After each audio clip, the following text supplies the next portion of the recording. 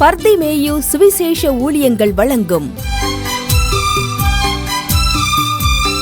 நற்செய்தி நேரம். தேவ செய்தி பாஸ்டர் ஆர். அகஸ்டின். இந்த நாளில் உங்களோடு நான் பேசி வருகிறேன்.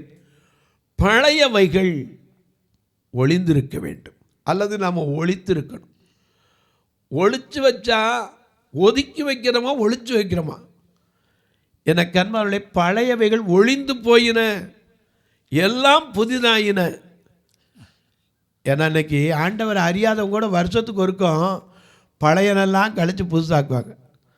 அது பொருட்களை. ஆனால் நமக்குள்ளே இருக்கிற பழைய எண்ணங்கள், பழைய சிந்தைகள், பழைய பாரம்பரியங்கள். இன்றைக்கி சொல்கிறாங்களே, வெள்ளிக்கிழமையானா விளக்கு போட்டால் காசு கொடுக்கக்கூடாது, செவ்வாய்க்கிழமை காசு கொடுத்தா ஐயோ வீட்டுக்கு பணம் வர. இந்த மாதிரி நம்பிக்கையெல்லாம், மூட நம்பிக்கையெல்லாம் நம்ம விட்டு போயிடுச்சா? எனக்கு அன்பானவர்களே, இன்றைக்கி எவ்வளவு பெரிய வேதத்தை படிக்கிறவங்க இப்போ பாருங்கள், விளக்கு போட்டாச்சுன்னா காசு கொடுக்க மனசு வராது. எனக்கு அன்பானவர்களே, அப்படி எந்த இடத்துலையாவது ஆண்டவர் சொல்லியிருக்காரா? இல்லைங்க. உங்களுடைய வேதாகமத்தை தயவு செய்து திரும்ப கையில் எடுத்துக்கொள்ளுங்கள். நமக்குள்ளே போக வேண்டிய அநேக காரியங்கள், பழைய வஸ்திரம். நாம் இங்கே அழகாக எழுதியிருக்காரு. கிபியோனியருடைய ஆவி என்ன தெரியுமா? ஒரு தந்திரமான ஆவி. அது என்ன செய்வாங்க?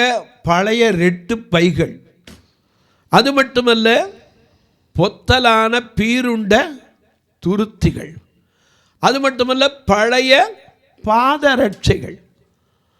எனக்கு அன்பார்களே, பழைய பாதரட்சைங்கிறது என்னது? அந்து போன செருப்பு வச்சுக்கிட்டு இஸ்ரவேல் மக்களை ஆண்டவர் எங்கேயாவது நடத்தினாரா? ஒரு இடத்துல இல்லையே. அவருடைய செருப்பு கூட தேயலை. அதனால தான் ஏசாயா சொல்கிறான், மலையின் மேல் நிற்கிற சுவிசேஷனுடைய பாதங்கள் எவ்வளவு அழகாக இருக்கிறது என்று எழுதியிருக்கிறான். அதனால தான் எபேசியர் 6:15 வாசிக்கிறோம், சமாதானத்தை சுவிசேஷமாக அறிவிக்கிறவனுடைய பாதரட்சைகள். அந்த சமாதானத்துக்குரிய பாதரட்சை அணிஞ்சிருந்தா அடிமைத்தனத்திலிருந்து என்ன செய்யலாம்? வெளியே வரணும். அதை மட்டுமல்ல, யாத்திராகமம் 12:11 உங்கள் வேதாகமத்தில் திருப்பிக் கொள்ளுங்க.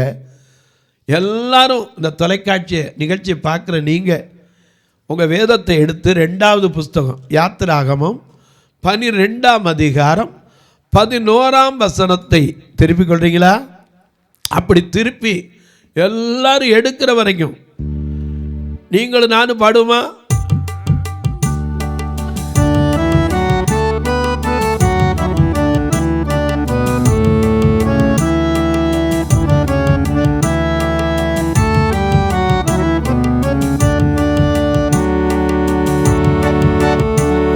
இந்த ஜெப வேளை உமைத்தேன் வந்து தேவா பதில் தாருமே. எந்தன் கோட்டை, எந்தன் தஞ்சம் நீரே, உம்மை நான் நாடி வந்தே. எந்தன் கோட்டை, எந்தன் தஞ்சம் நீரே, உம்மை நான் நாடி வந்தே.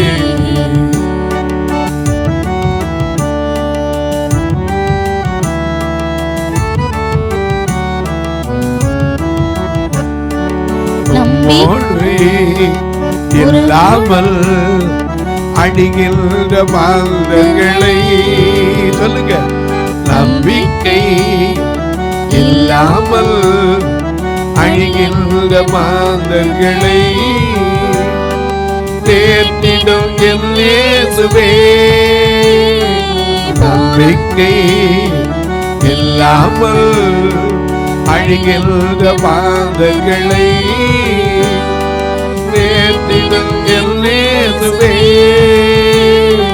போராடி ஜெபிக்கின்றேன் ராதா, இந்த ஜெப வேளை உமக்கே வந்தேன். தேவா பதில் தாருமே. எந்தன் கோட்டை, எந்தன் தஞ்சம் நீரே, உம்மை நான் நாடி வந்தேன். எந்தன் கோட்டை, எந்தன் தஞ்சம் நீரே, உம்மை நான் நாடி வந்தேன். எல்லாம் எடுத்துருப்பீங்க. வாசிக்க சொல்லட்டா? யாத்திராகமம் 12:11. அதை புசிக்க வேண்டிய விதமாவது. நல்ல கவனிங்க. பஸ்கா, இஸ்ரவேல் மக்களுக்கு பஸ்கா என்றால் என்ன? ஆண்டவர் எத்தனையோ அடையாளங்களை செய்தார். ஆனால் அத்தனைக்கு பார்வோன் என்ன செய்யலை? அசையலை. கொஞ்சம் லகுவாச்சுன்னா அவன் இருதயம் என்ன ஆயிரும்? கடினமாயிரும். ஏன்னா இஸ்ரவேல் மக்கள் அடிக்கிறதுக்கு என்னென்னமோ திட்டம்லாம் போட்டு பார்த்தான். அவங்க பெருகக்கூடாது, அந்த இடத்த விட்டு போயிடக்கூடாது, அடிமைத்தனந்து விடுபற்றக்கூடாது. எத்தனையோ வாதைகள் அத்தனை வந்துச்சு. உடனே சொல்லுவான், எப்பா இது நீங்கள் படி ஜெபம் பண்ணுமா? மோசே ஜெபிப்பான். அது போன உடனே என்ன ஆயிடுவான்? திருப்பி அவனுடைய இருதயம் என்ன செஞ்சிடும்? கடினப்பட்டுரும். கடைசியில் கர்த்தர் சொன்னார், எப்பா நீங்கள் ஒன்று செய்யுங்க, இது உங்களுக்கு பஸ்கா. நீங்கள் என்ன செய்யணும்? ஒவ்வொரு இலக்கத்தின்படி, ஒவ்வொரு குடும்பத்தினுடைய இலக்கத்தின்படி என்ன செய்யணும்? ஒரு ஆட்டுக்குட்டியை தெரிந்து கொள்ளணும். அதை என்ன செய்யணும்?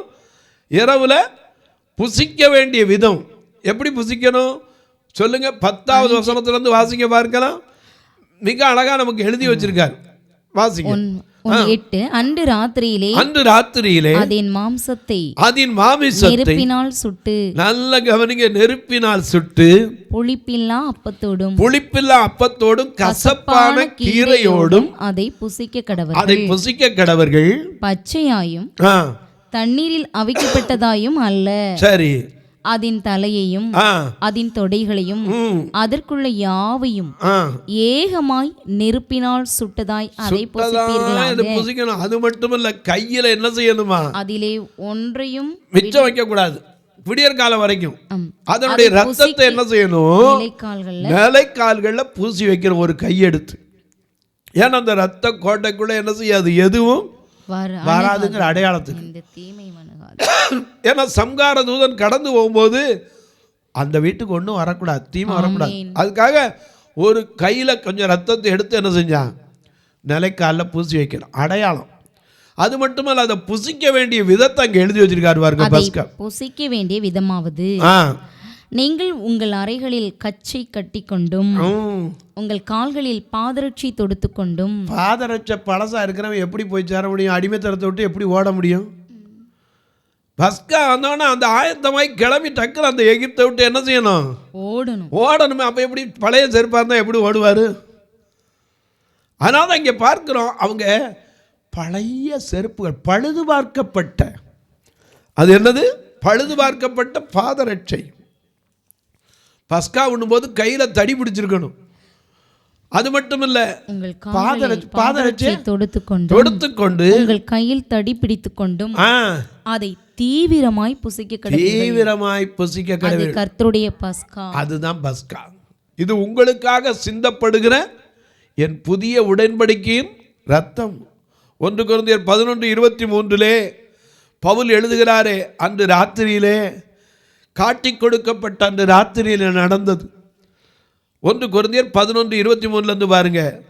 அன்று ராத்திரியிலே, அவர் காட்டிக் கொடுக்கப்பட்ட அன்று ராத்திரியிலே என்ன நடந்தான்? நான் உங்களுக்கு ஒப்புவித்ததை கர்த்தரிடத்தில் பெற்றுக்கொண்டேன். அது என்னவென்றால், கர்த்தராகிய இயேசு கிறிஸ்து தாமே காட்டிக் கொடுக்கப்பட்ட அந்த ராத்திரியிலே அப்பத்தை எடுத்து ஸ்தோத்திரம் பண்ணி அதை பிட்டு சீஷர்களுக்கு வாங்கி புசியுங்கள். இதை வாங்கி புசியுங்கள். இது உங்களுக்காக பிற்கப்படுகிற என்னுடைய சரீரமாய் இருக்கிறது. என்னை நினைவு கூறும்படி இதை செய்யுங்கள் என்று புதிய ஏற்பாட்டு காலத்தில் சொன்னார். அந்த படியை போஜனம் பண்ணின பின்பு பாத்திரத்தை எடுத்து, இந்த பாத்திரம் என் இரத்தத்தினால் ஆகிய புதிய உடன்படிக்கை இருக்கிறது. நீங்கள் இதை பானம் பண்ணும் போதெல்லாம் என்னை நினைவு கூறுகிறீர்கள். இதை செய்யுங்கள் என்றார். இது அபாத்திரமா புசிக்கிற காரியம் அல்ல, சாதாரண பஸ்காங்கிறது. ஏன்னா சிலர் எல்லாம் எங்கோ கொடுக்குற மாதிரி நினைச்சு கையை நீட்டிடக்கூடாது. இதை கர்த்தருடைய சரீரம் இன்னதுன்னு நிதானிச்சு அறிஞ்சு அதை புசிக்கணும். அப்படி புசிக்காதவனுக்கு மரணம் அடைந்தவன் உண்டு, வியாதிப்பட்டவன் உண்டு, பலவீனனானதும் உண்டு. ஆகையினால நிதானித்து அறிந்தால் நாம் நியாயம் தீர்க்கப்படவே மாட்டோம். எனக்கு கண்பானுடைய ஒரு சமயத்தில் ஒருத்தர் இப்படி தான் சொன்னாராம். எனக்கு நினைவுக்கு வருது.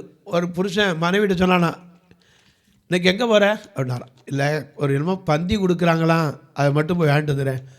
என்ன கொடுக்க போகிறாங்க?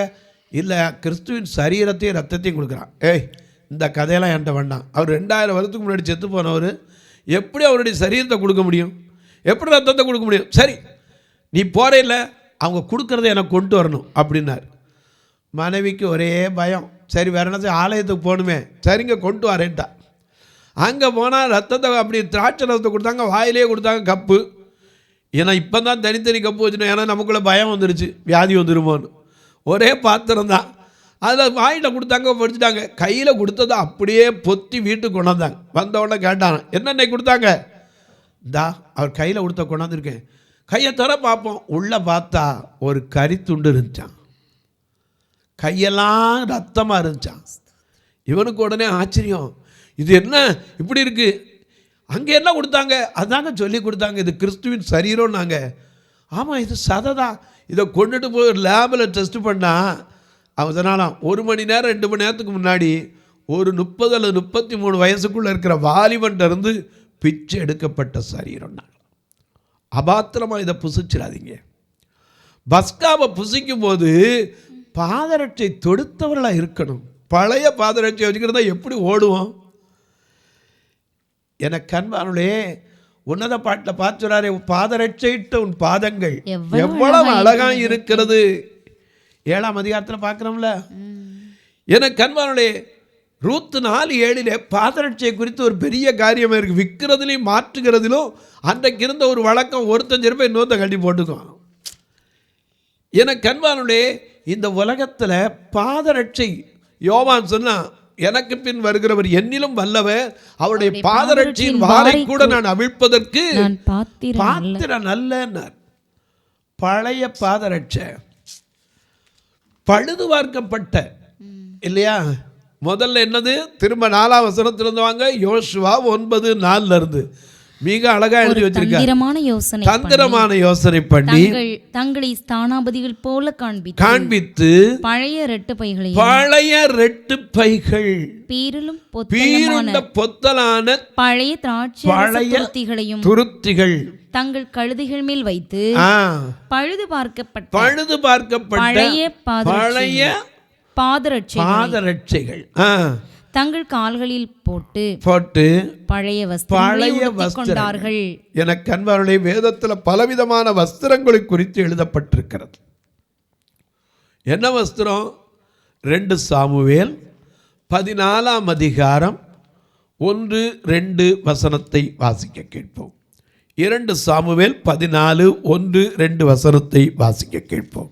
ராஜாவின் இருதயம் அப்சலோமின் மேல் இன்னும் தாங்களா இருக்கிறதை செருயாவின் குமாரன் யோவாப் கண்டு அவன் தெக்கோவாவில் இருக்கிற புத்தியுள்ள ஒரு ஸ்திரியை அழைத்து நீ இழவு கொண்டாடுகிறவளைப் போல துக்க வஸ்திரங்களை உடுத்திக்கொண்டு. துக்கத்துக்குன்னு ஒரு வஸ்திரம் இருக்கு. இன்னைக்கு கட்டிடம்ல கருப்பு, துக்கத்துக்குன்னு ஒரு வஸ்திரம் இருக்கு இல்லையா? அதே மாதிரி வேசிக்குன்னு ஒரு வஸ்திரம் இருக்கு. நீதிமொழிகள் 7ஆம் அதிகாரம் 10ஆம் வசனத்தை பாருங்க. நீதிமொழிகள் 7ஆம் அதிகாரம் 10வது வசனத்தை பாருங்க.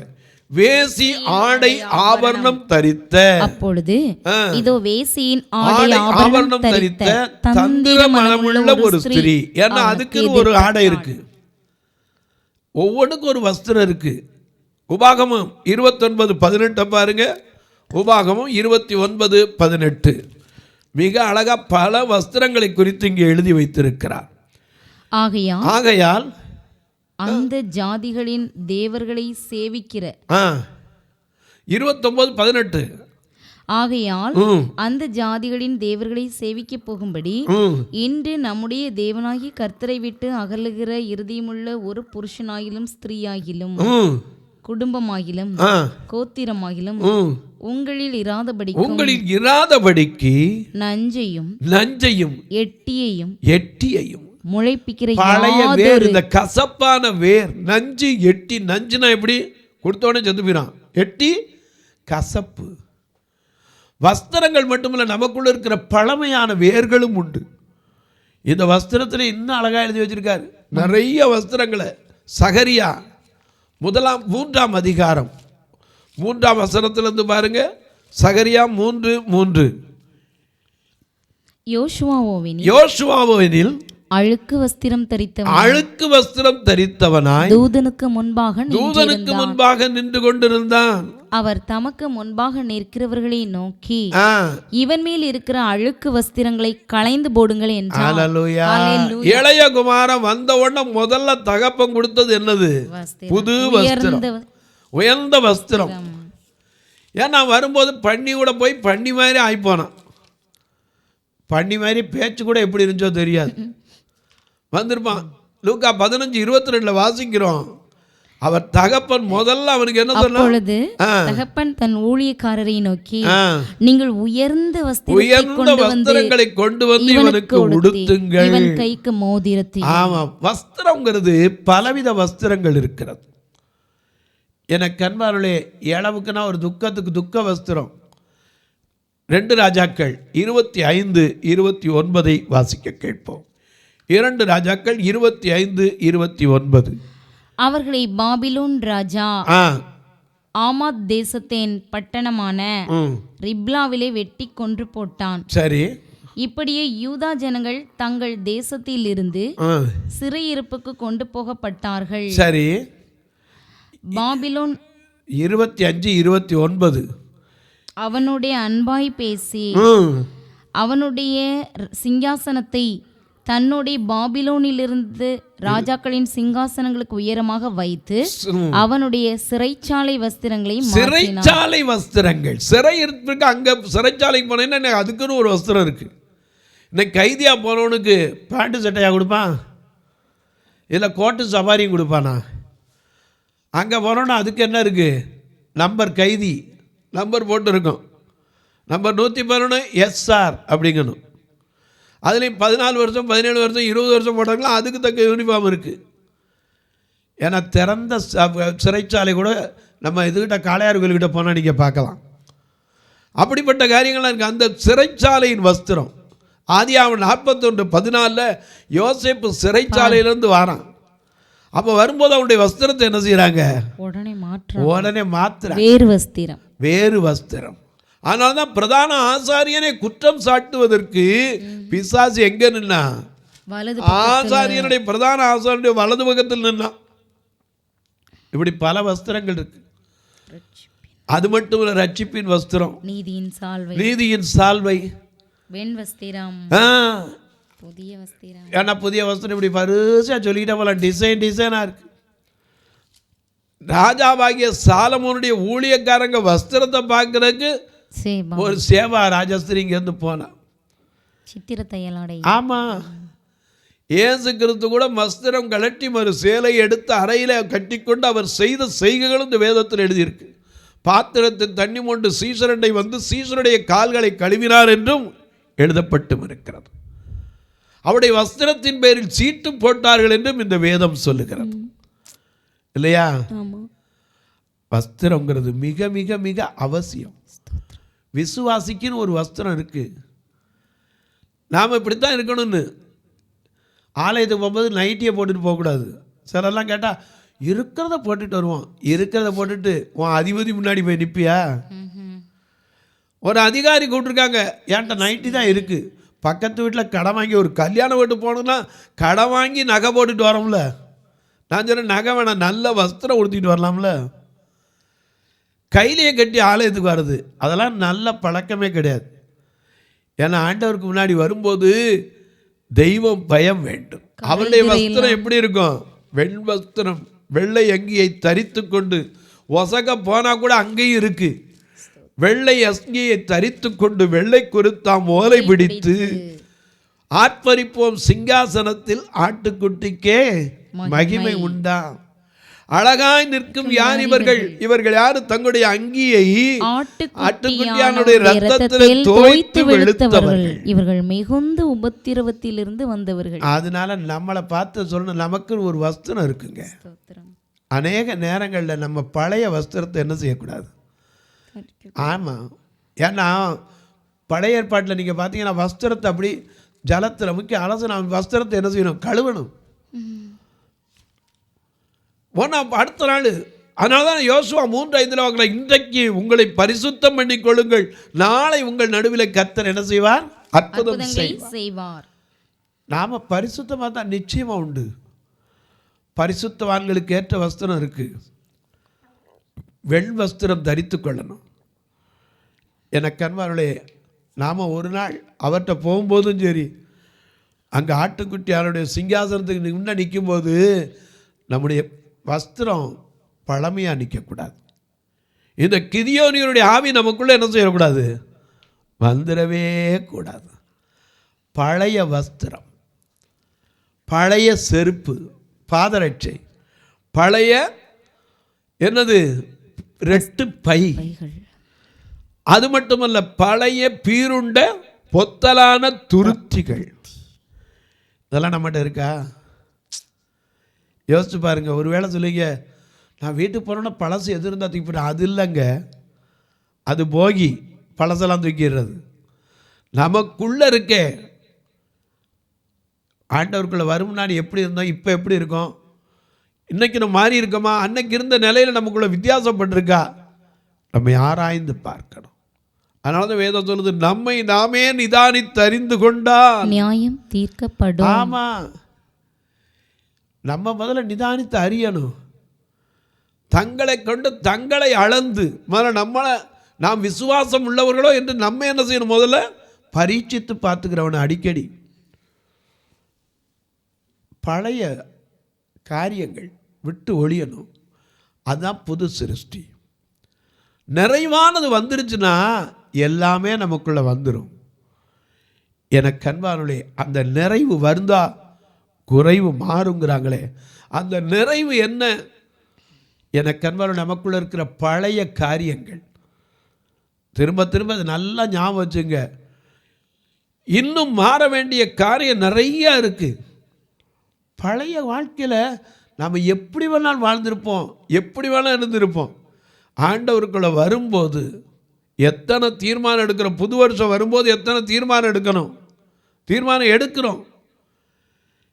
ஐயா, இதுவரைக்கும் இருந்தது பரவாயில்ல, இன்னையிலேருந்து கூட புது சிருஷ்டியா கிறிஸ்துவுக்குள் இருந்தால் புது சிருஷ்டி. பழையனெல்லாம் ஒளிந்து போயிடணும். ஒளித்து வைக்க வேண்டாம், ஒளிச்சிடணும். அது ஒன்றுமே இல்லாம நம்முடைய பாவத்தை அவர் செய்வாரானால் நாம் நிற்போமா? நம்முடைய அக்கிரமத்துக்காக நமக்கு அவர் செய்வாரானால் நம்ம நிற்க முடியுமா? முடியவே முடியாது. பரிசுத்த ஆவி உங்களிடத்தில் வரும்போது நீங்கள் பலனடைந்து எருசலேமிலும் யூதேயா முழுவதிலும் சமாரியாவிலும் பூமியின் கடையாந்தரம் எங்கும் எனக்கு சாட்சிகளாய் இருப்பீர்கள் என்றார். அப்படி இருந்தா நீ புது சிருஷ்டி தான். பழையனெல்லாம் ஒளிஞ்சிருந்தா நீ புது சிருஷ்டி தான். நிறைவானது உனக்குள்ள வந்திருந்தா நீ புது சிருஷ்டி தான். ஆனால் இன்னைக்கு வரைக்கும் பழசு விட்டுருக்கோமா? நம்ம தான் சொல்லிடுமே, சிறு திரும்பும் பல் குத்த உதவும். அதை விட என்ன சொல்லுவோம்? Old is gold. அடேங்க அப்பா, பழமொழிலாம் வச்சுக்கிறோம். விட வேண்டியது என்ன செய்யணும்? அதனால தான் எபேசியர் 5:15 சொல்றான், ஆதலால் தூங்குகிற நீ விழித்து மரித்தோரை விட்டு எழுந்திரு, அப்பொழுது கிறிஸ்து உன்னை பிரகாசிப்பிப்பார். ஆமா, ஏன்னா தூங்குகிற நீ ரட்சிக்கப்பட்ட இன்னைக்கு நிறைய பேர் தூங்கிட்டு தான் இருக்கும். தூங்குகிற நீ விழிக்கணும், முதல்ல எழுந்திருக்கணும். எழும்பு சீயோனே எழும்பு, உன் வல்லமையை தரித்துக்கொள். பரிசுத்த நகரமாகிய எருசலேமே, உன் அலங்கார வஸ்திரங்களை உடுத்திக்கொள். அல்லேலூயா. இன்னொரு வஸ்திரம் என்னது? அலங்கார வஸ்திரம், ராஜ வஸ்திரம். ஆமா, ராஜ வஸ்திரம் தரித்தவனா ராஜாத்திக்கு முன்னாடி எஸ்தர் என்ன செய்தா? வந்து நின்றா. யோசேப்பு சிறைச்சாலையில் இருந்தான். வந்த உடனே சேவிங் பண்ணி புது வஸ்திரத்தை மாட்டி ராஜாவுக்கு முன்னாடி கொண்டாந்து நிப்பாட்டினாங்க. நம்முடைய வஸ்திரம் எப்படி இருக்கணும்? பழைய வஸ்திரம். திருப்ப யோசுவா 9:5 மறுபடியும் வாசிக்கலாம். பழுது பார்க்கப்பட்ட பழைய பாதரட்சைகளை தங்கள் கால்களில் போட்டுக்கொண்டு பழைய வஸ்திரங்களை உடுத்திக் கொண்டார்கள். பழைய வஸ்திரங்களை உடுத்திக் கொண்டார்கள். 12 வாசிங்க. உங்களிடத்தில் வர நாங்கள் புறப்படுகிற அன்றே எங்கள் வழி பிரயாணத்துக்கு இந்த அப்பத்தை சுட எங்கள் வீட்டிலிருந்து எடுத்துக்கொண்டு வந்தோம். இப்பொழுதோ இது உலர்ந்து பூசணம் பூத்தி இருக்கிறது. 14ஆம் வசனம்.